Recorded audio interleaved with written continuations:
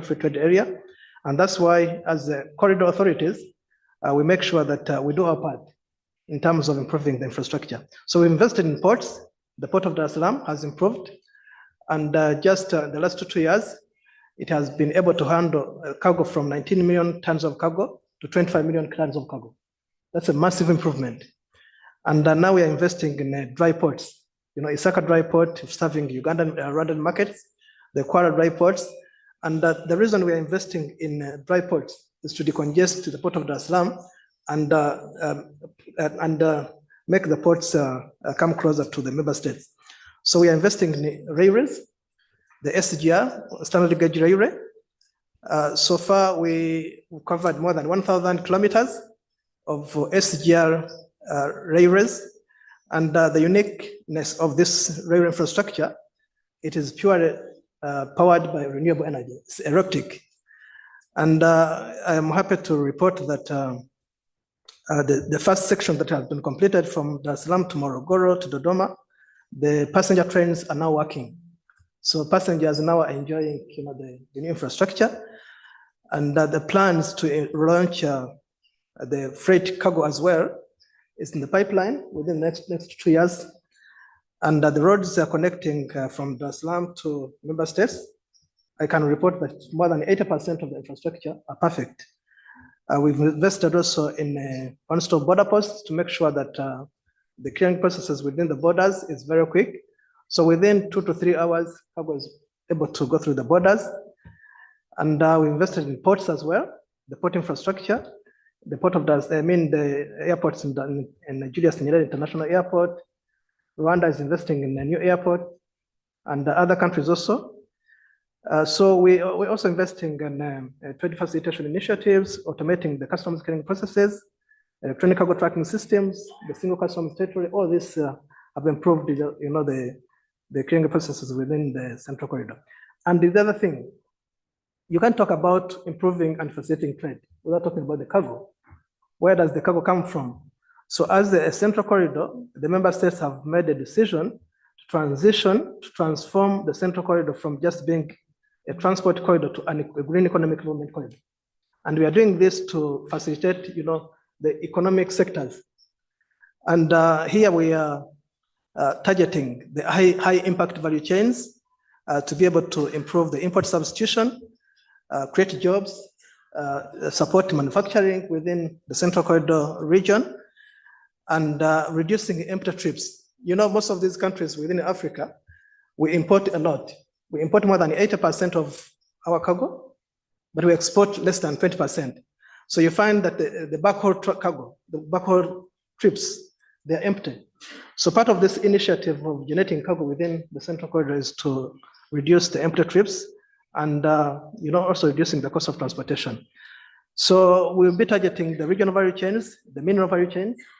We have a lot of minerals, and we want to develop the battery manufacturing for EVs in terms of contributing to green infrastructure, the agro-processing, agroforestry, transboundary tourism. We have a lot in the region, and these are the sectors that we want to target as a corridor and contribute to the economic growth within our region.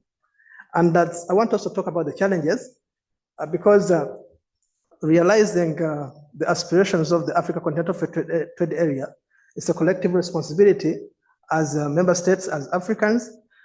We still have poor infrastructure, which we need to deliberately invest in. The air transport market needs to be liberalized. The single air transport market, it needs to become a reality. Apparently, member states are not domesticating these instruments, which will enable the ease of air transport. The issue of cabotage.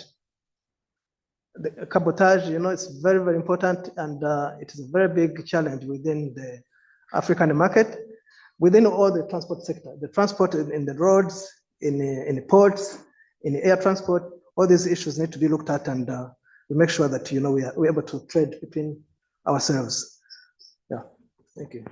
Thank you very much, Emmanuel, for that overview. You can appreciate there's a lot of things going on in East Africa in terms of making an effort to improve infrastructure provision. Possibly because of that, when you look at East Africa Community totals of intra-African trade or intra-regional trade as a percentage of total trade, you will see it is one of the highest on the continent. Along with SADC, it's at around 20% of total trade. If you compare that with Central Africa actually has one of the lowest levels of intra-regional trade on the continent. So I think this issue of, having corridors, alternative routes is a very important one for promoting trade. So having dedicated this first part now to discuss a little bit about East Africa, I think it's time to return to Central Africa.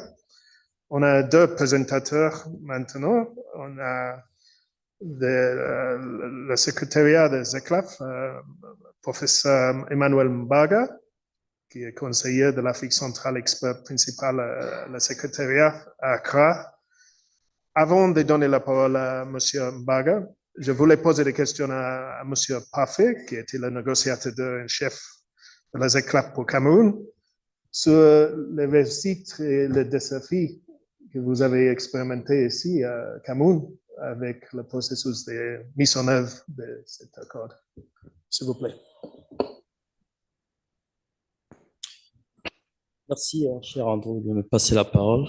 Je me rends compte que je suis le seul à parler français sur ce panel et tout. Bon, je tiens à remercier déjà la Commission économique des Nations Unies de nous avoir associés, comme à l'accoutumée, à ces travaux, et nous les félicitons pour cette heureuse initiative. Alors, il me plaît toujours de parler de l'expérience du Cameroun, parce qu'aujourd'hui, le Cameroun se positionne comme étant l'un des meilleurs élèves dans la mise en œuvre de la ZLECAf, étant donné que nous sommes parmi les 7 pays pilotes qui ont expérimenté, opérationnalisé de manière pratique la ZLECAf. Et ainsi, pour y parvenir, bien évidemment, le gouvernement du Cameroun a signé l'accord le 21 mars 2018. C'était à Kigali, donc parmi les 44 pays fondateurs qu'on peut considérer comme étant les pays fondateurs de la zone de libre-échange continentale africaine. Le Cameroun a pris une part très active aux discussions, aux négociations commerciales et continue d'ailleurs de le faire grâce à son équipe de négociateurs. Le Cameroun a mis en place son comité national parce qu'il était question justement de mettre en place une instance qui va pouvoir coordonner la mise en œuvre de la ZLECAf au niveau national.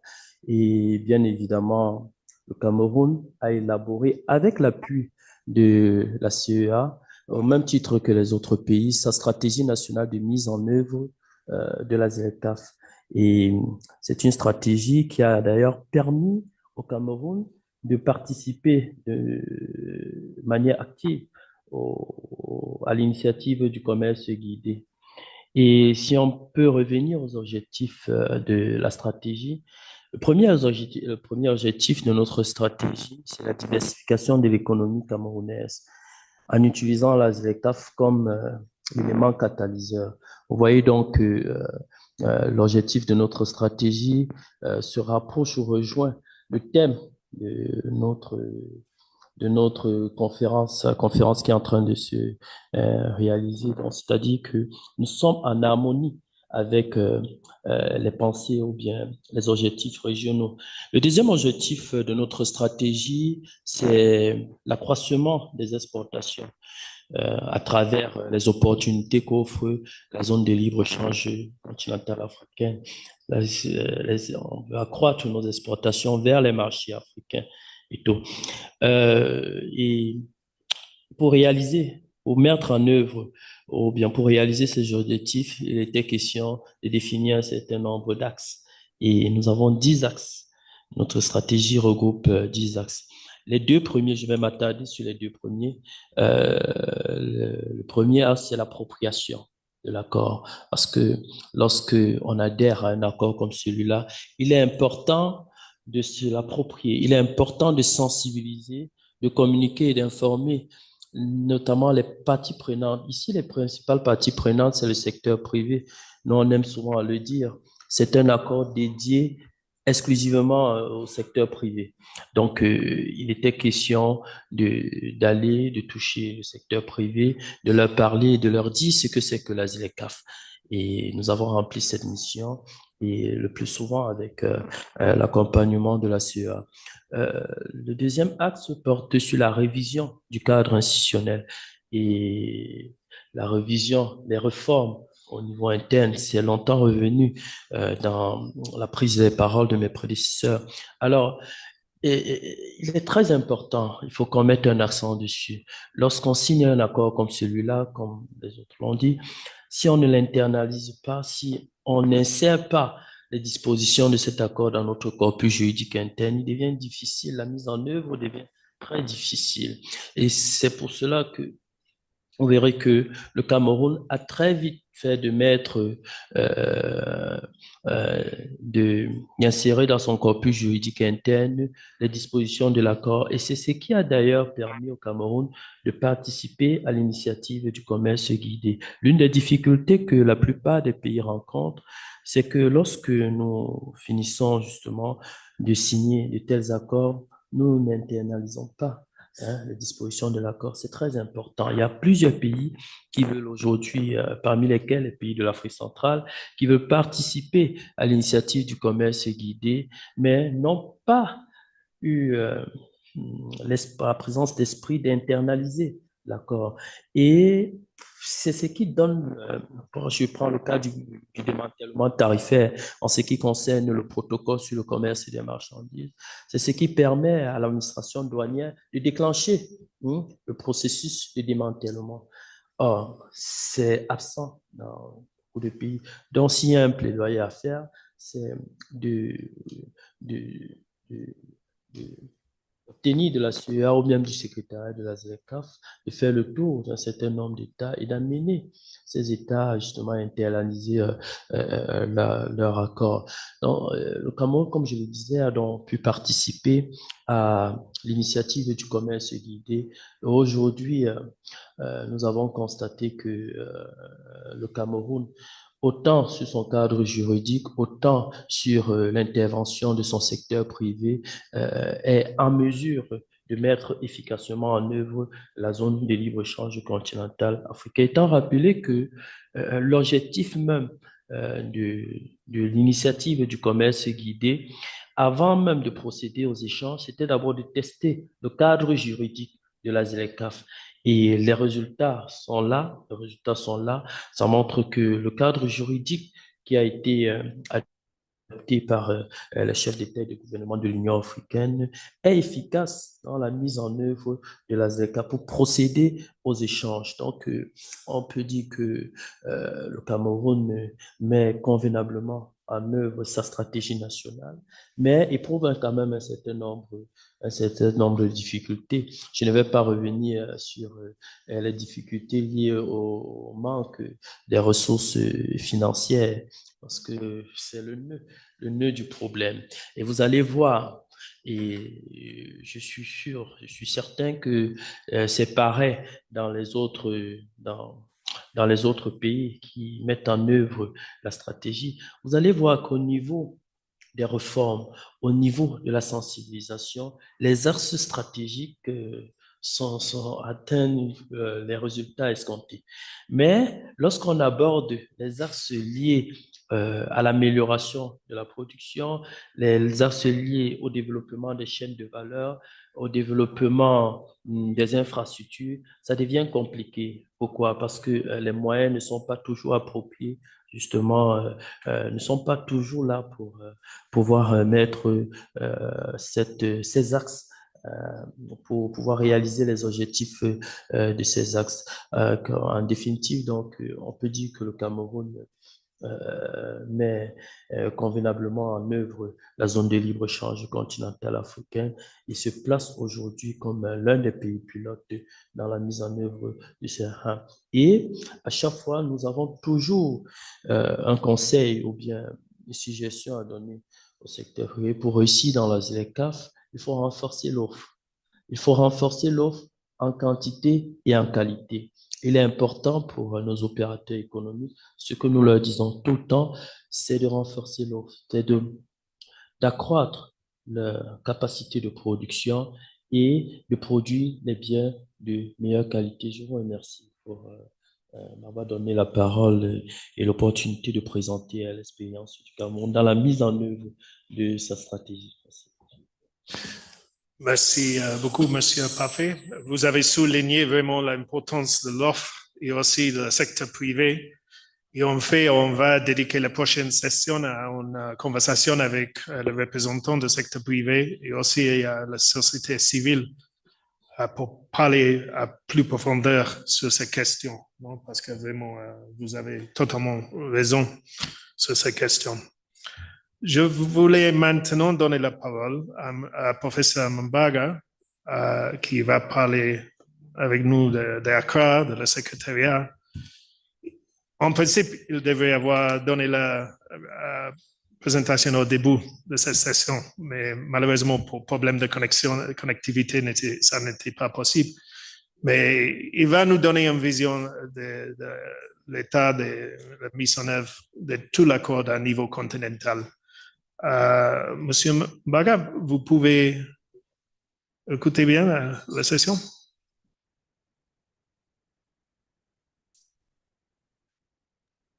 Alors, est-ce que tout le monde me suit? C'est parfait, oui. On peut vous attendre très bien, merci. Ah, OK, merci beaucoup, Monsieur le modérateur. Thank you very much. Sorry, I have to join soon, but I was facing a technical problem. It is not sometimes easy to reach Yaoundé from Accra. Now I want to be sure that you are seeing my presentation on the screen. Je vais shifter en français. Oui. Monsieur le modérateur, dites-moi Très bien. combien de minutes j'ai pour faire cette petite présentation? How many minutes do I have? Combien? 10, 15?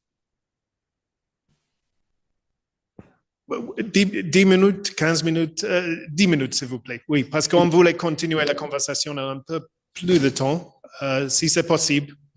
Mais quand même, ce que vous allez dire, évidemment, c'est très important pour tous. Donc, oui. Vous pouvez mettre la présentation dans le, comment on dit, la manière de présentation, slideshow, oui. S'il vous plaît. OK, je vais pouvoir le faire. Alors, en bas. Mais pour le moment, oui. alors je vais partir. Alors, ah non, oui. C'est non, par rapport. C'est pas ça. Non, à gauche. Vous devez toucher le petit bouton là. Oui. Non, c'est pas ici. C'est pas là. Bon, je vais appeler un technicien pour pouvoir, une collègue pour pouvoir me faire ça. Alors, on va quand même commencer. On va faire l'état des lieux et pouvoir dire comment ça se passe, où est-ce qu'on en est par rapport aux négociations et par rapport à la mise en œuvre pour pouvoir effectivement donc faire le point et dire ce qui se passe à la fois en Afrique centrale, mais aussi ce qui se passe en Afrique de l'Est, puisque j'ai pu comprendre que la réunion concerne les deux régions. Vous avez le merci et les félicitations du secrétaire général de la ZLECAf par rapport à cette réunion qui est une réunion importante. Voilà un peu quelques défis, quelques points par rapport au plan de l'exposé. On va passer rapidement. Alors, peut-être rappeler avant toute chose les objectifs de la ZLECAf, comme nous le savons. C'est la création d'un marché, un marché à la fois, n'est-ce pas, sur le commerce des marchandises, le commerce des services, mais aussi les questions d'investissement. Nous allons voir que cet accord-là est un accord vaste qui couvre un certain nombre de domaines avec des opportunités, comme nous le voyons par rapport à la taille du marché, par rapport à la croissance des exportations, des questions de prospérité, des questions de bien-être qui sont les retombées attendues de l'accord à l'horizon 2035, lorsqu'on aura terminé effectivement de démanteler le commerce des marchandises en l'occurrence. Alors, voilà un peu les points, les domaines qui composent l'accord. Nous appelons ça le champ d'application en jargon technique. Vous allez voir, chers collègues, que cet accord est très vaste et ça, c'est la volonté des chefs d'État. Là-dedans, vous avez le commerce des marchandises, vous avez le commerce des services, vous avez les règles, les procédures relatives au règlement des différends. Ça, c'est la première phase des négociations. En deuxième phase, il y a eu les questions sur les investissements, un protocole sur la concurrence et d'autres propriétés intellectuelles qui touchent au commerce. Et les deux derniers domaines qui viennent d'être avalisés, adoptés par les chefs d'État portent sur le commerce numérique, les femmes et les jeunes dans le commerce avec tout un protocole. J'attire l'attention des uns des autres sur le fait que c'est la première fois, littéralement, qu'on a dans un accord commercial, un accord d'intégration, un accord préférentiel commercial, autant de domaines. C'est le premier accord, véritablement, avec un champ d'application aussi vaste. Deuxième chose sur laquelle je vais dire sur le champ d'application, c'est que c'est la première fois aussi au niveau national et au niveau international qu'on a des engagements fermes à la fois sur les questions des jeunes, mais aussi les questions des femmes dans le commerce. Jusqu'ici, on avait eu droit à des déclarations les unes aussi vagues que les autres, mais là, vraiment, on est sur des engagements fermes qui ont été pris et qui vont être appliqués. Maintenant, par rapport à l'état d'avancement des négociations et de la mise en œuvre, la signature, nous le savons, aujourd'hui, 54 États ont signé, il en reste un seul. 47 États ont déposé des instruments de ratification. Ici, qu'est-ce qui reste? Il reste simplement le Bénin, l'Érythrée, le Libéria, la Libye, Madagascar, Somalie, Soudan et Soudan du Sud. Donc voilà les 8 pays qui n'ont pas encore ratifié cet accord-là et qui, aujourd'hui, nous pensons que le moment venu, eh bien, ils vont pouvoir le faire assez rapidement. Alors, j'en viens, avec votre permission, sur un tableau qui est intéressant, que je vais vous montrer. J'espère qu'il se voit très bien sur le tableau. Eh bien, ce tableau vous donne la situation de ce que nous appelons les offres tarifaires, c'est-à-dire qu'en fait, les offres d'accès au marché pour le commerce des marchandises.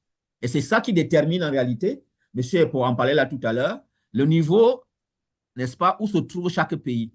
Alors, j'aimerais vous prendre, en commençant par ma droite, 1, 2, 3, 4.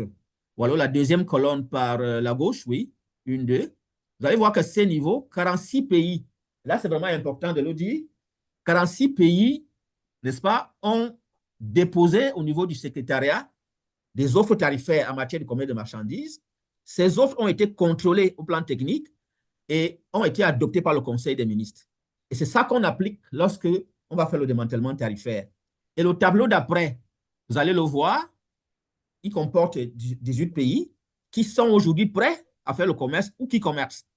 Alors, vous allez dedans, le Burundi qui est prêt à commercer, le Cameroun qui a commencé, là, je cite les pays d'Afrique de l'Est, vous avez le Kenya qui a commencé le commerce, vous avez le Rwanda qui a commencé le commerce, vous avez la Tanzanie, vous avez l'Ouganda. Donc, ça, ce sont les pays, n'est-ce pas, l'Afrique centrale et l'Afrique de l'Est qui, soit aujourd'hui, ont commencé le commerce, soit sont sur le point de le faire, parce que par rapport à la colonne de gauche, eh bien, elles ont finalisé ces parties-là, ces parties-là ont finalisé tout le processus. Pour passer de la deuxième à la troisième colonne, il faut simplement domestiquer. Et c'est ça qui reste. Donc, ce que je veux dire, c'est quoi? C'est que 46 pays aujourd'hui sont prêts à participer, alors que 18 participent déjà. Donc, c'est un élément important à pouvoir prendre en compte lorsqu'on regarde, n'est-ce pas, la mise en œuvre de l'accord. Par rapport aux services, nous le savons, 5 services prioritaires ont été identifiés, services fournis aux entreprises tels que les questions de comptabilité, les avocats, les notaires, etc. Services de communication, services financiers, la banque, les assurances, services de tourisme et de voyage, les services de transport. Donc, voilà les 5 services prioritaires sur lesquels nous travaillons et nous continuons de travailler pour qu'on puisse, cette service-là puisse être libéralisé aux aussi. Alors, venons-en aux défis par rapport à la mise en œuvre. Le commerce a commencé, il faut le dire, on va le voir tout de suite, en 2022. Mais quand on regarde sur le terrain, eh bien, on voit qu'il y a des défis importants. Le premier, c'est la capacité de production. Il faut pouvoir produire en quantité et en qualité. C'est important. L'Afrique est composée davantage de PME et il est difficile véritablement que ces PME-là puissent assurer la capacité de production par rapport à la demande qui existe, un marché de 1,4 milliard, n'est-ce pas, d'habitants, de consommateurs, est composé de 55 pays. Le deuxième défi, c'est effectivement les barrières non tarifaires. D'ailleurs, des études ont été faites. La démonstration qui est donnée, c'est que 60% du développement du commerce intra-africain dépend des barrières non tarifaires et 40% uniquement dépend du tarif, c'est-à-dire le droit de douane. Ça, c'est le deuxième défi. Il y a un autre défi qui est lié au financement du commerce. L'Afrique ne connaît pas beaucoup les banques export-import, les Exim Bank. Il y en a très peu. Et j'ai perdu, voilà, je suis revenu. Dans les questions de financement se posent effectivement. Il y a la question logistique de transport, les questions logistiques et de transport. Un exemple, le Cameroun a exporté dans le cadre de la ZLECAf tout récemment des lingots d'aluminium qui sont partis du Cameroun vers la Tunisie. Alors, je vais vous dire, je vais vous faire révéler un secret, c'est que ces lingots sont passés, la cargaison est d'abord allée en Europe avant de revenir en Afrique. Et évidemment, le temps mis est important, mais aussi cela suscite et augmente des coûts de transport. Donc, c'est vraiment un défi important de pouvoir régler cette question de la logistique, cette question du transport. Ce qu'on a convenu comme solution, c'est de pouvoir créer, n'est-ce pas, une route maritime à l'intérieur de l'Afrique qui est telle que, eh bien, nos cargaisons n'iront plus, n'est-ce pas, passer en Europe avant de venir en Afrique lorsqu'on a envie de faire du commerce. L'autre défi, c'est la volonté de franchir le dernier pas. Tout à l'heure, là, on était sur un tableau où on montrait que 46 pays avaient fait adopter leurs offres tarifaires, mais simplement 18 ont commencé ou sont sur le point de commencer le commerce. La dernière étape, c'est tout. C'est-à-dire entre le fait qu'on soit 46, le fait qu'on passe à 18, c'est bien qu'on puisse domestiquer et commencer effectivement le commerce. Donc là, il y a un problème. On continue de travailler avec les pays sur cet aspect-là. Il y a la capacité des acteurs, le secteur privé et l'administration. Il faut effectivement, par rapport aux 8 protocoles qu'on a vu tout à l'heure, il faut renforcer les capacités des uns et des autres. Il faut que cela se comprenne. Il y a la mise en œuvre sur les questions de règles d'origine, etc., etc. Donc, c'est important. Le dernier défi, ce n'est pas exhaustif, ce qu'on a listé, la collaboration entre les parties prenantes. Il est important d'établir véritablement entre les administrations, le secteur public et le secteur privé, une collaboration franche, une collaboration de tous les instants pour que l'accord, véritablement, puisse se mettre en œuvre dans de très bonnes conditions. Alors, par rapport à ces défis, qu'est-ce qu'on a fait? Eh bien, on a essayé de développer des instruments qui, pour certains aujourd'hui, sont opérationnels. On va voir les instruments de la ZLECAf, en commençant par le premier. Nous considérons que le premier instrument, c'est-à-dire que l'initiative du commerce guidé, effectivement, est un instrument. Il s'agit de quoi? Il s'agit de commencer le commerce préférentiel. Vous savez que le démantèlement tarifaire a commencé le 1er janvier 2021. Donc, quand on compte aujourd'hui, je voudrais expliquer un tout petit peu par rapport à cette question. 1er janvier 2021, il y a eu la première baisse. 1er janvier 2022, il y a eu une deuxième baisse. 1er janvier 2023, une troisième baisse. 1er janvier 2024, une quatrième baisse. Donc, aujourd'hui, nous sommes à la quatrième baisse du tarif. Les gens doivent le comprendre, surtout le secteur privé. C'est-à-dire qu'un tarif, par exemple, qui se démantèle sur 10 ans avec 10% au départ, nous sommes aujourd'hui à 6%. Donc, ce produit-là qui est taxé à 10% et qui doit être démantelé sur une période de 10 ans, eh bien, nous en sommes à la quatrième baisse, donc nous sommes à 6%. Et je vais vous dire, l'année prochaine, au 1er janvier, par rapport au principal groupe de produits, eh bien, les pays en développement africain auront libéré 90% de leur commerce avec les autres pays africains. C'est vraiment quelque chose à retenir parce qu'on en sera rendu à la 5e année. Donc, ces pays-là avaient 5 ans pour pouvoir libéraliser. Eh bien, pour 90% de leurs échanges, ils vont arriver au taux zéro. L'Égypte, par exemple, la Tunisie, le Maroc et bien d'autres. Ils vont arriver au taux zéro pour 90% de leurs échanges avec l'Afrique. Donc, ce que nous avons ici à préciser, c'est que le démantèlement tarifaire a commencé le 1er janvier 2021 et le commerce sur le terrain a commencé au mois d'octobre 2022. Alors, où est-ce qu'on en est? Voilà les pays qui ont commencé le commerce. Le Cameroun, l'Égypte, le Ghana, le Kenya, Maurice, Rwanda et Tanzanie sont au nombre de 7. Ils ont effectivement commencé au mois d'octobre 2022. Et nous avons vu, n'est-ce pas, dans un tableau récent, c'est que, eh bien, on est aujourd'hui à peu près à une vingtaine de pays qui commercent ou alors qui sont sur le point de le faire. Et le travail se poursuit sur le terrain. C'est ce que nous appelons en jargon technique l'initiative du commerce guidé, qui signifie simplement le commerce préférentiel avec le soutien du secrétariat de la ZLECAf. Voilà quelques échantillons des produits qui se commercent et qui se vendent et s'achètent aujourd'hui. Vous avez les biopesticides, les fleurs, le lait en poudre, les huiles de poisson, le miel, les confitures, le thé, le café, les huiles essentielles. Bon, bref, ici, vous vous rendez compte par rapport à ces échantillons, il y a à la fois, n'est-ce pas, les produits j'allais dire primaires, mais aussi les produits transformés. Et nous en sommes aujourd'hui à plus de 100 produits, n'est-ce pas, qui ont déjà été commercialisés depuis octobre 2022. Le deuxième instrument, le voici. Nous appelons ça le système panafricain de paiement et de règlements.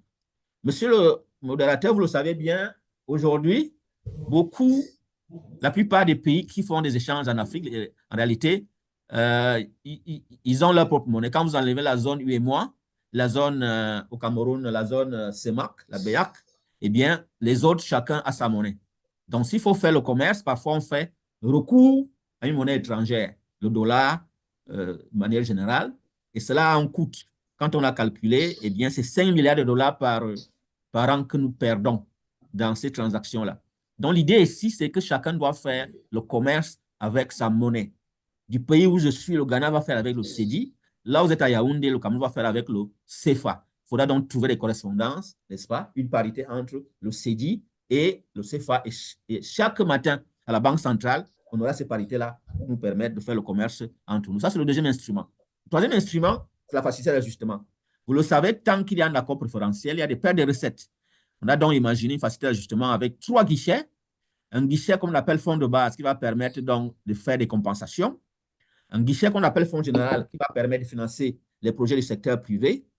Le troisième, le projet du secteur public, donc fonds général, financement des conditions préférentielles. Donc là, c'est les projets publics. Et le troisième guichet, c'est le fonds de crédit. Lui, il va financer, n'est-ce pas, les projets du secteur privé. Ça, c'est le troisième instrument de facilitation d'ajustement qui est important. Et il y a le livre numérique des tarifs. Alors, lui permet véritablement d'avoir des informations sur l'accès au marché. Quand vous accédez, n'est-ce pas, à ces liens sur ces sites-là, eh bien, on vous donne, n'est-ce pas, toutes les conditions d'accès au marché par rapport au pays. Et c'est important de pouvoir maîtriser ce genre d'instrument parce qu'il aide les opérateurs économiques. Donc, c'est un instrument très opérationnel et très important pour le secteur privé. Vous avez ce que nous appelons les sociétés de commerce. C'est quoi en réalité? C'est des espèces de coopératives à l'international. C'est-à-dire que comme nous avons des PME qui ont des capacités faibles, on l'a vu tout à l'heure, eh bien, on a pensé qu'elles peuvent se regrouper, ces petites et moyennes entreprises, et former des agrégateurs de commerce pour pouvoir bénéficier des économies d'échelle. Donc, c'est ce que nous appelons des sociétés de commerce au niveau de la ZLECAF, et nous pensons que c'est important de pouvoir les créer, chacun dans son pays, pour pouvoir donc développer le commerce intra-africain. Il y a un autre instrument qui est important, c'est le manuel sur les règles d'origine. Il permet simplement une bonne compréhension des règles d'origine, parce qu'ici, vous savez, il n'y a pas d'accord préférentiel sans règles d'origine, et il faut pouvoir les comprendre. Il faut pouvoir comprendre le niveau de valeur ajoutée, n'est-ce pas, qu'on demande d'intégrer dans la fabrication du produit pour pouvoir bénéficier de la préférence commerciale. Il y a un autre instrument, c'est la foire commerciale, qui se tient tous les ans. La dernière a eu lieu en Égypte, et nous pensons que c'est là aussi un moyen de pouvoir mettre ensemble les créateurs de richesses, les compagnies, les sociétés, n'est-ce pas, en Afrique, pour pouvoir s'échanger à la fois les expériences et les initiatives, pour pouvoir signer des contrats. Nous avons le forum d'affaires qui est aussi important et qui généralement a pour principaux domaines l'agro-industrie, l'automobile, le secteur pharmaceutique, les transports et la logistique. Nous avons le mécanisme d'identification des suivis des barrières non tarifaires en ligne. Je vous l'ai dit, les barrières non tarifaires jouent un rôle important dans ce que nous observons par rapport véritablement aux freins dans le développement du commerce. Donc, il y a tout un mécanisme qui a été développé et mis en place et qui va permettre donc de pouvoir à la fois les identifier, mais aussi de les suivre et de pouvoir les éliminer. Un mécanisme est en place et il a commencé véritablement à fonctionner. Donc, voilà, monsieur le modérateur, les informations que nous avons voulu mettre à votre disposition, véritablement en termes de mise en bouche. S'il y a des questions, nous sommes prêts à y répondre. Une fois encore, nous voulons remercier la CEA d'avoir impliqué le secrétariat de la ZLECAF. Merci beaucoup.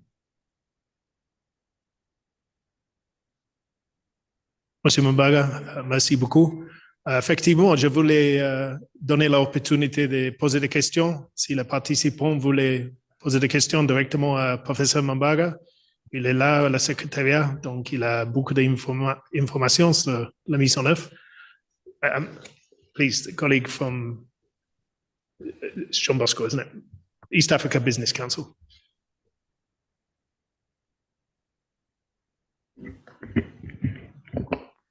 Yeah. Good morning. Thank you very much, Andrew. I want also to thank UNECA and I also thank the Republic of Cameroon for the excellent reception accorded to all delegates. I'm working with, I have a company called Business and Investment Advisor in East Africa. But prior to that, I was the CEO of East African Business Council. My comment, I have 2 comments. One is on the strategy. UNECA supporting partner states in developing national strategies. And I want to commend you for the good work so far done. 41 strategies developed, because the importance of this strategy, they support countries in terms of the choice of the products or the choice of regional value chain you need to promote. And that's very, very commendable. But the issue I've been grappling with is that you find that the regional strategy does not speak to national strategies. I give an example. There are countries under guided trade initiative, for example, Rwanda, Mauritius, and Kenya are moving faster than the regional, how the regional economic grouping are doing or are working on. So I think there is a need for coordination. There is a need for alignment. There is a need for consistency in terms of implementation, because that is a big challenge in terms of overlaps. And I think that is very critical, Andrew and the UNECA and other colleagues. We need to really align our national strategy vis-a-vis the regional strategy, because the CFTA is very clear that for it to be successful, it has to be anchored under RICS. And when you look at the current structure and systems, RICS are generally falling behind, apart from EAC and ECOWAS, and I think ECAS, others are falling behind. They're not moving at the same pace. So we need to address that asymmetry. That is my first question. The second question relates to implementation challenges. And I'm happy the corridor team are here. My brother from Northern Corridor, my brother from Central Corridor. We need a kind of convergence in terms and harmonization in terms of how we address infrastructure challenges. Generally, those, and I'm happy to say that I've been part of the guided trade initiative. Those countries, those companies that have been exporting, one of the key daunting challenges they have been confronted with is transport and logistics. We have a big challenge in terms of connectivity. Our infrastructure are not at the pace of how the private sector want to move or take advantage of the CFTA. So that is very, very critical. The second challenge we've grappled with is standards and certification, conformity assessment. Our Bureau of Standards, Andrew, you forgot to invite Bureau of Standards. These are very critical stakeholders. Those that supported the certification standards are not aligned. So that becomes a barrier, non-tariff barrier. The third one, which is very critical, is access to finance. Generally, when you look at those 40 strategies, including the regional strategies, the implementation challenge lies to lack of funds to implement them. They are good strategies, well crafted, but there are no resources to implement them. So we must have resources, deliberate resources in terms of implementing those strategies. Otherwise, they are going to be put in shelves. Thank you very much. Thank you. Yes, you may have the floor. Thank you very much, moderator, for this opportunity. And I join other colleague to thank the government of Cameroon for the warm reception. And we are comfortably here in Yaoundé. Chairperson, I join others also to commend all the presenter for a very good presentation. And I just want to add on for the presentation made by the coordinator of the Central Corridor. Of course, I appreciate all the presentation, but I just want to add on the challenges.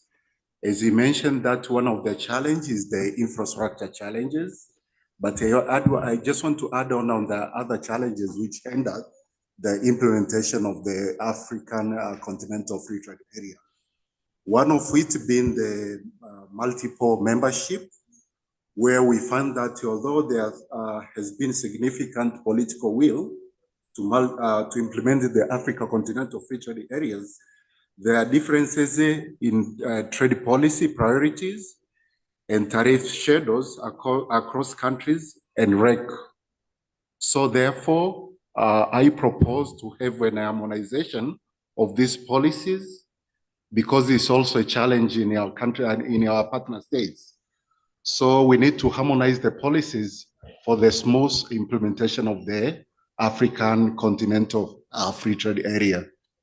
Another area which I think is also a challenge is on the custom procedures. While there are efforts to harmonize the custom procedures, inefficiency border management practices and delay at checkpoint remain a persistent challenge. And this is due to inadequate ICT system and the underdevelopment single windows, which slow down the trade and add unnecessary costs. So we need to also work upon on the custom procedures. And the last one has been also commented by my colleague, is on the private sector participation, where we find that the African continental free trade area presents significant opportunities for the businesses, but the private sector in many of our economy remain underinformed and they are underprepared to take the advantage of these opportunities. So small and medium enterprises in particular lack access to finance, market, and necessary trade-related information. So, Chair, Moderator, I think we can also involve the private sector in this initiative. Thank you very much, Chairperson. Okay, thank you very much. You're raising some very important issues. I think the first thing to say is the Secretariat, we'll continue the conversation in a second, participants. I think the thing to recognize is the Secretariat has carried out a tremendous amount of work to get to the stage we're at today. Negotiations amongst 54 member states and the corresponding recs was not easy in the first place. And the fact that we've got so far in terms of the negotiations and also putting in the place some of the legal instruments is a very important development. The phase 2 issues that Emmanuel spoke about is actually a lot more complicated in terms of the mise en œuvre, you know, and the actual implementation, because they have some quite profound implications for our economies, whether you're speaking of the investment protocol, you're talking about the competition protocol. It does mean member states may have to change national policies in a very profound way. And I actually wanted to give the opportunity here for Treasure to come back in, because she's an expert on the digital trade protocol, to speak a little bit about that. And then we'll passer la parole participant de nouveau. Okay, so Treasure, would you like to come in on where we're at in terms of the digital trade? Thank you very much.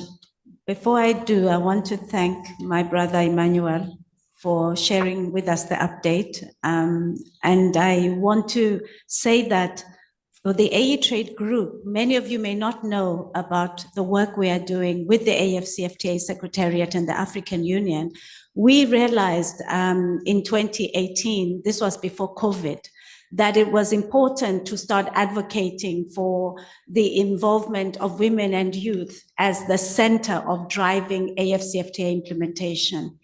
The reason why is obvious. We know the demographics, but what we have done over the last 5 years is put in place some tools, which we are basically calling an integrated digital ecosystem, which allows for different actors, public and private sectors, especially the agencies that we referred to earlier, the standards bodies. We have a partnership with ASO, for example. We also have a partnership with business councils and business chambers of commerce, because we believe that they're an integral part of this ecosystem that needs to be built to enable this important group constituency to benefit from the AfCFTA. And I want to thank the AfCFTA Secretariat under the leadership of the Secretary General for leading consultations leading up to the protocol. But here is the challenge. The challenge is when we talk about the Women and Youth in Trade Protocol. We talk about the Digital Trade Protocol. When you start to look at implementation, you need to find the nexus between several instruments that go beyond these protocols. So the innovation that we have brought on this integrated ecosystem allows for businesses that are in logistics to plug in and be part of providing that solution, especially the last mile that was referred to in the presentation.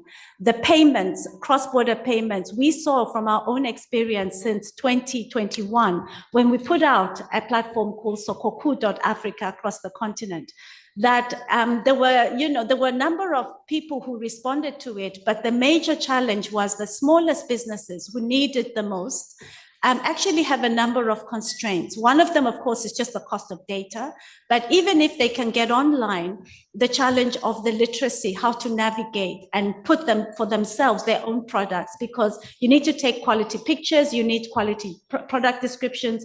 There's a whole lot of technical and very specific knowledge that we need to impart to ordinary citizens to be part of digital trade, to make the digital trade protocol really worthwhile. We know that it has brought about a number of important elements, such as addressing the question that if you have a fintech, for example, that wants to be able to expand its market across several borders, how can it do that without going to each and every single regulator to get the license that they need to operate in a number of countries? So when we looked at the situation and said to ourselves, given its complexity, how can we make it really simple? So what we have done is we have integrated the ecosystem called Sokoku.Africa, and we are now doing roadshows to different countries to encourage businesses to try this platform for themselves, to see if it provides for them what they need. And for us, the first thing is visibility. I think it's extremely important for people in Cameroon to know what people in Burundi are producing and vice versa. You may know this yourselves at the higher level, but the ordinary citizens don't know actually the depth and the breadth and the scope of products that are made in Africa. Secondly, we need to discover the specific needs for capacity building on standards and so on. So we do that in the approach. Thirdly, the people who actually took to digital trade first came from specific regions and they came from specific group demographics. And I can share it openly. Our first call and bringing it out there, West Africa was the first region to move. And they started to get online without much support. Now, I can understand it because in some of the countries, they've had the experience of e-commerce for a decade or even longer. But in some of our countries, there's now a need to really build trust, even in actually trading with somebody that you've never met before. We've also seen how young entrepreneurs are the ones who need support in terms of access to finance and so on, but they don't have a challenge navigating digital tools. So what we have actually evolved is a system which we're calling a shared prosperity, where those young people who want to have their own businesses, to onboard businesses, can actually get trained and accredited to make a small business for themselves. So what I'm trying to say is one of the important things the AfCFTA tools and instruments have done is they've also inspired innovative ways of solving the problems of how do we actually get to move forward with the AfCFTA. And I think the new business models, because what we are talking about now is a platform, a digital platform that has a platform economy effect, which means that it needs multiple networks and partnerships for it to work. And we need to then make sure that the regulators, the chief negotiators who are working on these instruments understand the depth of the innovation that is happening on the ground. So I will just end by saying that I'm very optimistic from the first stage that we've reached, because what we see is that a private sector driven process to onboard and start trading is a great complement to the guided trade initiative. If we allow the guided trade initiative to continue as it does, my worry is that it will be seen as symbolic. It will be seen as just those people who run companies that happen to have friends in government who can help them to take their goods and take pictures, and everybody feels good because we know now the instruments work. What we need is a grassroots movement for Africans to claim this space and to say, I also have something to sell. How can I be facilitated? And I think this is where we need, of course, we have also got ideas and instruments for catalyzing resources, but we went to the STC of the Ministry of Finance, planning and integration at the level of the African Union to talk about the big concern about fast-tracking digital and financial inclusion. And as a result of that process, and we made the case that unless you have single-digit financing for SMEs, women and youth, we are going to lag behind. Because as much as we talk about trade, and I've been working in trade almost all my life, the fact of the matter is that it's the financing system that is holding back most of this. In fact, it's one of the biggest barriers that doesn't get talked about. It's not a tariff barrier, it's a non-tariff barrier in my own understanding, but it is not at the borders, it is everywhere. And I want to put a recommendation forward to UNECA, looking at its support to the implementation of national strategies, to look at really advocating for a way to mobilize significant resources to target this group, because this is how we will know that the AfCFTA is really impacting on poverty reduction, impacting on digital and financial inclusion. Until we do that, we will not have achieved. I'm sorry to have taken more time, but I just wanted to take the opportunity to compliment and to say the challenges raised in the presentation, we talk about the challenges, but solutions are being found and they're being rolled out. Thank you very much, Andrew. Treasure, we can hear you're very passionate about the topic.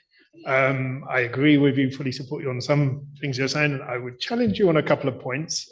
Dr. Ding want to actually come in and support you in something you're saying first. Yeah, thank you so much. I just want to come in to support Treasure on the access to finance that was mentioned earlier on by a colleague, John Bosco, and she has actually brought it out elaborately. In the Northern Corridor, for example, we have an elaborate program on cross-border trade, in which we try to capture the participation of youth and women across our borders. But what we never looked at, we looked at trade as an operational aspect. But what we never thought of was access to finance to onboard these people to participate.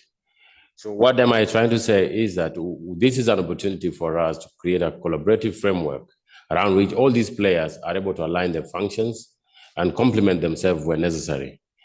What we are experiencing currently is replication of functions, sometimes that act antagonistic and resources are spread all over without the impact.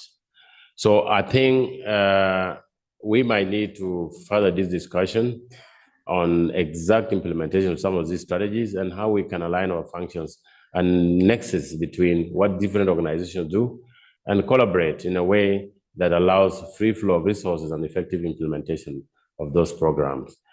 With the Northern Corridor and Central Corridor, for example, under my leadership, I've already pledged that we are going to have some sort of memorandum of understanding because there are countries that we share. There are programs that we share, and there's overlap of functions. We will have to sit together, identify areas of interface and areas of overlap, and agree to work together so that our resources are effectively used. Sometimes we confuse member states by coming from all directions. You have this institution coming with this program, talking to the same institution within a member state, another one comes tomorrow. And time and resources are just wasted doing one thing, and in the end, we achieve nothing.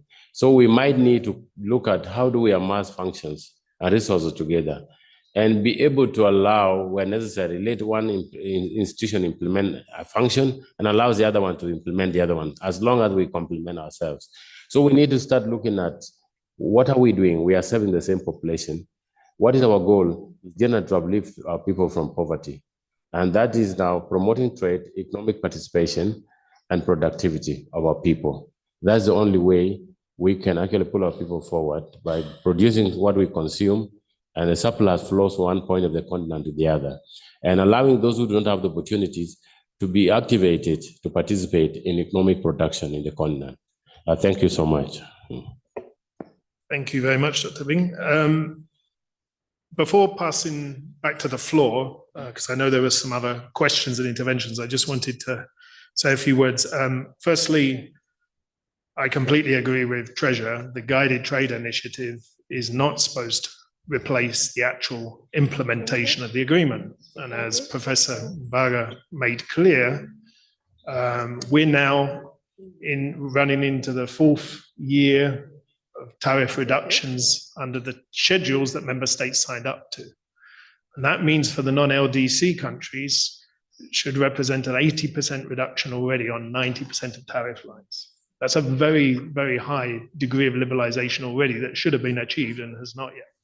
So I agree with you very much, Treasurer, that we shouldn't lose sight of the actual agreement of what it contains and let the guided trade initiative be a distraction. That said, it's been a very useful tool, I think, to help member states be aware, and also the private sector to become very aware of the kind of documentation and paperwork that you need to be able to trade under AfCFTA rules and regulations. My second comment was to touch a little bit on the intervention from EABC and from Tanzania, as well as what you said, Treasurer.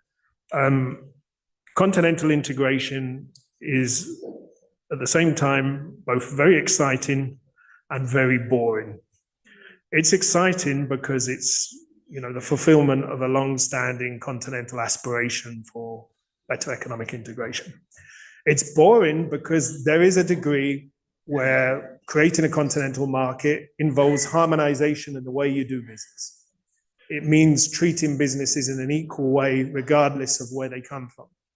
It means harmonizing standards, which is, I think, the point that EABC and Tanzania were making very well. We need a similar approach to standards and the rules that govern trade and cross-border investment to make this continental market work. And that requires a lot of hard work and a high degree of coordination, which you were talking about as well, Dr. Lee. So I think that's a pending subject. Where I would slightly disagree is we frame always the AfCFTA in terms of trade and people participating in trade to get the benefits. This agreement is a lot more ambitious than that. This agreement is about creating a continental market. And the reality is the vast majority of citizens across the world do not engage in trade. So if you look at the United States, for example, you will see that about 3 to 4% of their companies actually directly engage in trade, very low. On the African continent, percentage is actually a lot higher than the United States, 9%. And I do not think it's necessarily the best way to tackle problems of endemic poverty in some communities, for example, to encourage everybody to engage in cross-border trade. Where I see the advantages and where I think we've been getting things a little bit wrong in the discourse on the AfCFTA is we need to talk more about the benefits for African citizens collectively from continental projects, whether that's the Central Corridor and the Northern Corridor working very effectively, whether it's projects like the East Africa Community where you have the one area network where telecommunications roaming charges have been eliminated, whether it's the single continental transport market to bring down the price of airfares for citizens. I think we need to think collectively of how African citizens more generally benefit rather than focus purely on increasing the amount of people that directly engage in trade. Because let's be frank about it, there are some risks to engaging in cross-border trade. And generally speaking, it tends to be the medium and larger companies which are more well-equipped to deal with those risks. So that's where I would have a slightly different point of opinion. Shall we go to the floor? Would you like to respond on my point before very quickly? Yeah. Thank you very much, Andrew, for that. Indeed, we do differ slightly on this because what we are doing is not creating new traders. These traders exist. These businesses exist. Many of them are micro businesses on their own will probably only be suitable to trade in the domestic market to begin. But what we want to do is make it clear that even the possibility to formalize trade exists if we're using platforms and tools. And the possibility to aggregate is that those aggregators are in the ecosystem as well. They're not excluded. I didn't talk about them, but we definitely understand that it is not that we're selling a pipe dream. We are actually in a very measured way with a graduation program for small businesses over 4 years to be able to get to the stage where they could have a product that is certified to trade across borders. But what we want is to acknowledge that many, I mean, I don't know, the estimates are 100 million MSMEs or something like that exist in Africa. So we are not talking about all of them. We're talking about SMEs in the main, and SMEs as the way that they've been defined for us is a good enough target group to try to see how to support those who have strategies and means to be in the market. So, yeah, thank you.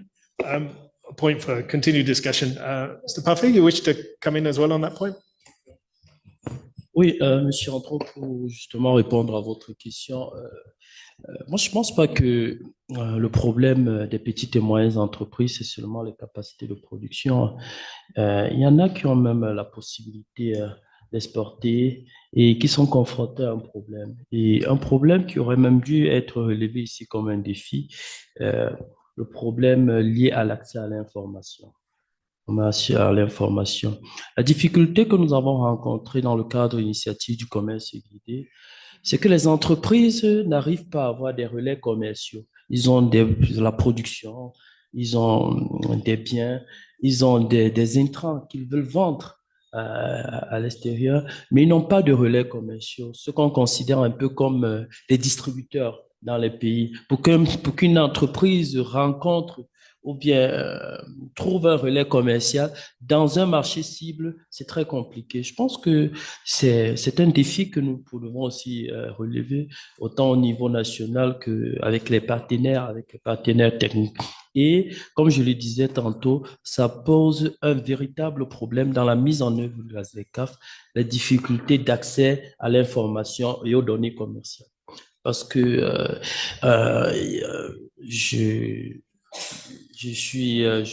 nous constatons qu'il y a un certain nombre de plateformes qui ont été mises en place justement pour pouvoir diffuser un certain nombre d'informations commerciales, mais c'est pas encore à un niveau acceptable. Donc, je crois que dans la mise en œuvre de la ZLECAf, il est important qu'on puisse mettre l'accent sur les données commerciales,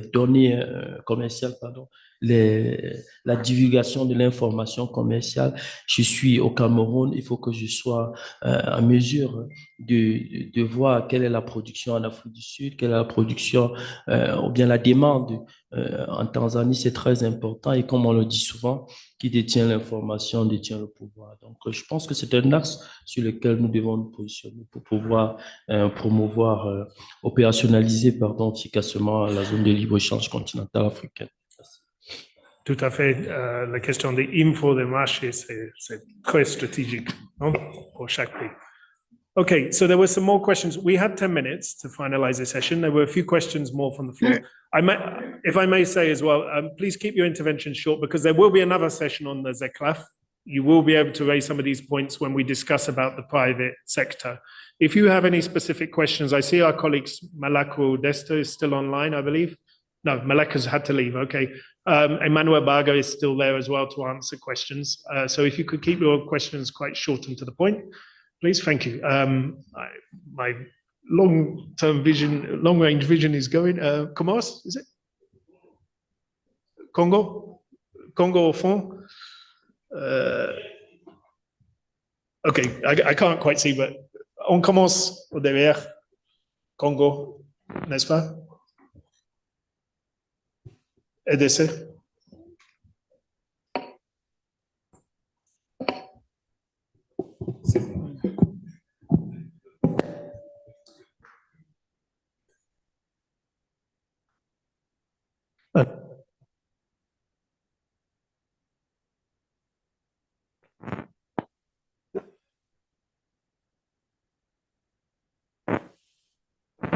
Moi, celui-là.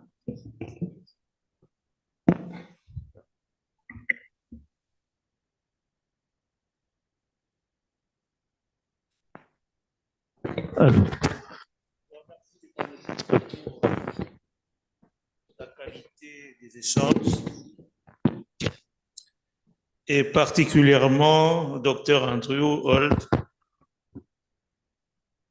quand vous évoquez votre souhait de voir une intensification des échanges commerciaux dans la sous-région.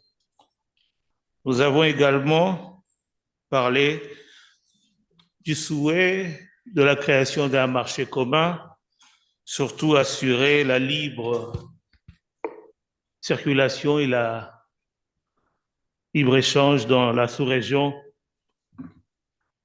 par la construction du corridor central en complément du corridor Est pour une amélioration de la connectivité des pays. Cependant, la mise en œuvre rapide de toutes ces solutions, qui est la thématique principale de cette rencontre, se heurte à une réalité sur terrain. Je voudrais le relever pour nous éviter de verser dans le déni à force de l'occulter. Parce qu'en fait, en réalité, en Afrique centrale, depuis plus de 60 ans, il y a une réalité qui constitue une pesanteur pour le développement. C'est l'insécurité, la guerre, avec ses conséquences, notamment un antagonisme croissant entre les populations, des zones enclavées, le développement des coupeurs de route qui empêchent une bonne gestion des flux des marchandises et des personnes, qui est un levier, cette liberté de mouvement, qui est un levier important pour le développement. En somme, je suggère que dans nos prochaines rencontres, les prochaines plénières, que nous puissions intégrer la possibilité de réfléchir sur cette thématique. Je propose la guerre et le développement, ou sinon le développement contre la guerre pour nous éviter de verser dans le déni de la réalité sur terrain. Merci. Merci beaucoup pour l'intervention très précise. Vous savez qu'il y a toute une théorie sur le commerce international, vous savez, le commerce douce. C'est-à-dire avec beaucoup de connexions commerciales entre les pays, il y a moins de probabilité de conflit entre les pays parce que c'est plus coûteuse. C'est une question intéressante. On va revenir sur ce point, sûrement peut-être pendant la prochaine session, la difficulté de commerce dans la situation d'insécurité. Ça affecte beaucoup de pays dans notre sous-région, pas seulement dans l'Afrique centrale. Next question, please. Yes. Le Congo. Merci, docteur Oui. Andreu. Je voudrais...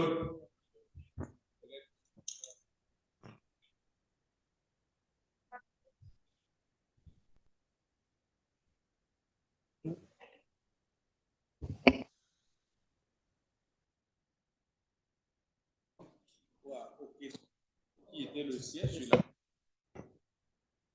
paix. Je voudrais poser une question à monsieur Emmanuel. Je ne sais pas s'il est là ou s'il est déjà parti. S'il m'écoute, je voudrais dire qu'il a souligné qu'entre les pays africains, le commerce se faisait à travers le dollar. Et cela avait un coût, près de 5 milliards, a-t-il dit. Alors, il propose qu'on le fasse pour le Cameroun en CFA et pour les autres pays en leur monnaie. Est-ce que cela a un coût aussi? Quel devrait être ce coût? Et dans la même perspective, monsieur Emmanuel, est-ce que la ZLECAf peut résoudre le problème de la sortie des monnaies comme le franc CFA pour qu'on arrive à une monnaie unique ou une monnaie commune pour les pays africains? C'est cette perspective-là que j'aimerais que vous nous souligniez. Comme ça peut résoudre ce problème-là de combat de CFA avec les pays colonisateurs. Je voudrais poser une dernière question à Monsieur Deng, au docteur Deng. Pardon, monsieur, on a vraiment seulement 3 minutes. Merci. Donc, je pense qu'avec la question à professeur Mbaga, ça suffisant pour le moment et vous pouvez retourner à cette question d'accord pendant la prochaine session. Avant de passer la parole à monsieur professeur Mbaga, peut-être je peux donner l'opportunité aux membres du panel de dire quelque chose en 30 secondes des questions les plus importantes que vous avez apprises ou que vous voulez mentionner maintenant au fin de cette intervention. On commence avec Treasure. Thank you very much. What I've gained from this session is that enormous progress has been made on the instruments. I think the key question is how we're going to really advance on implementation, building on the implementation strategies that ECA has already done. I think the question is, what's next? How do we move forward? One clarification, Treasure. Yes. We haven't done the strategies. The strategies are done by member states. We've supported that process. But yeah, they're Well member state noted, driven. well I think. noted. Parfait. Ok, bon, ce que je peux retenir ici, c'est que il y a une volonté, il y a une volonté à mettre en œuvre cet accord à travers les initiatives qui ont été énumérées ici et même les expériences qui ont été partagées. Ça montre que les Africains ont la volonté de se mettre ensemble, de s'intégrer, étant rappelé que le commerce est l'instrument d'intégration par excellence. Donc, je crois que il y a cette volonté qui se dessine et c'est vrai que le chemin est encore long et on va y arriver. Merci. Yeah, thank you so much. The session has been eye-opening. When I came here, I was limited on the information on how far FCSA has gone on implementation of the proposed interventions in the continent. What I have learned now, so much has been done. And the only thing I can recommend is that we harmonize our functions and operations and align implementation of some of those proposals so that we effectively use resources and take advantage of institutions that are already in place to enhance implementation of FTA. Thank you. Manuel? Yeah, thank you very much. For me, I think the key to implementation of the Africa Continental Free Trade Agreement is the political will. We should have the political will to open the borders to trade, and that should start with the regional economic communities. East African region, the Central African region, ECOWAS, we should trade between each other. We should be deliberate in terms of opening up the borders, to increase the interregional trade. The second is improving investment, making the business environment conducive and deliberately support the private sector to increase production. That's the very important. Wonderful. Thank you. Dr. Moi? Thank you very much. From the discussion, I think there is two issues. I think one issue of this strengthening coordination and collaboration, member states, RUCs, and African Union, as well as also Zadulma. My recommendation here may be to convene a meeting between AUC, RUCs, and because in the end of the day, the decision is the member states. They can trade bilateral. So I think here, what we need, we cannot start from the scratch. The strategy is well good, but we need to have that kind. And I think one of the things is possible to have in this committee to have observers from the African Union and the REX, because sometimes this is a kind of a platform for knowledge. My second point on the implementation, I think it is really need to have a funding mechanism, because all the REX mandated to mobilize resources, African Union as well and the Secretariat. I think we need to agree on a mechanism to support implementation. Thank you. Thank you very much. That was something echoed by earlier interventions as well about the financing. Professor Mbaga, je vais vous donner la parole. Vous devez répondre à la question. On a moins de 2 minutes. La réponse sur la question sur la monnaie unique à niveau continental, ou non faciliter les échanges entre les pays.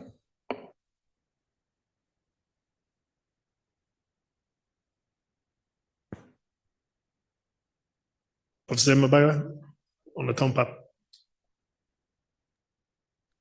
Merci beaucoup, monsieur le modérateur. Peut-être qu'avant d'arriver sur la question sur les monnaies, I want to recognize from here my sister Trésor, and I want to come back on the challenges to say that harmonization of procedure and rule really is a key issue because we want to put in place, let's say, a common legal framework.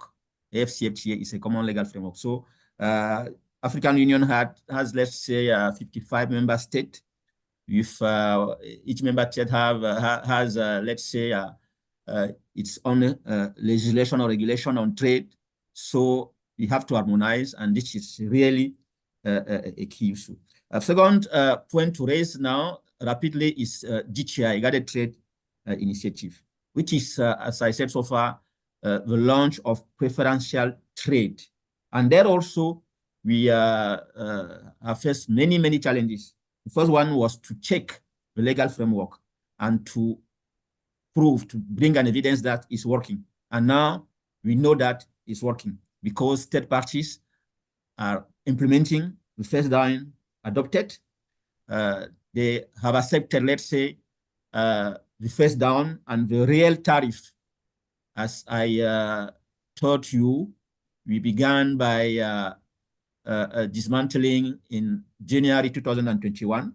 And today it is 4 cost once if you want to come and to implement. So this is also very important.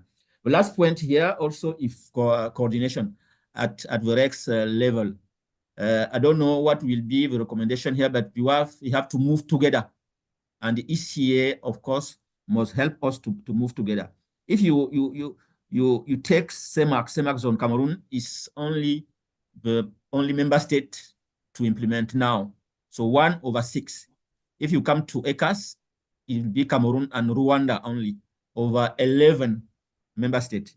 EAC is the same. You have Rwanda, Kenya, and Tanzania that are implementing, let's say, the agreement now. So maybe we have to move, and we have to move together. And this will be, for me, also a key recommendation. Alors, venons-en à la question du PAPS posée par notre collègue sur les coûts. Effectivement, les coûts ne vont pas diminuer. Les coûts ne vont pas diminuer, il y en aura, mais il s'agira ici d'appliquer les coûts moindres. Parce que, évidemment, ce qu'il faut dire, c'est qu'on ne va pas obliger les opérateurs économiques à venir utiliser le système PAPS. On va plutôt les attirer. On va leur demander de venir. Et pour que ce soit fait, bon, ben, il faut que les coûts soient les coûts moindres. Parce que si ces coûts sont plus importants ou alors plus élevés au sein du système panafricain de paiement et des règlements, eh bien, ils ne vont pas venir. Donc, l'erreur, en fait, ce qu'on va faire avec Afreximbank, parce que la banque est déjà créée, le siège par rapport à cette affaire a déjà été, n'est-ce pas, créé, c'est à Kigali, au Rwanda. Donc, on va essayer véritablement de rendre les conditions véritablement à la fois souples, parce que le système va fonctionner 24 heures sur 24, et les conditions seront souples, les coûts seront allégés, et c'est ça qui va permettre donc d'attirer, n'est-ce pas, le secteur privé dans le système et pouvoir développer le commerce véritablement avec ces genres de questions sur les monnaies. Maintenant, par rapport à la monnaie unique, il faut dire qu'il y a un programme au niveau de l'Union africaine qui a des étapes. Nous sommes aujourd'hui qu'à l'étape de la zone de libre-échange.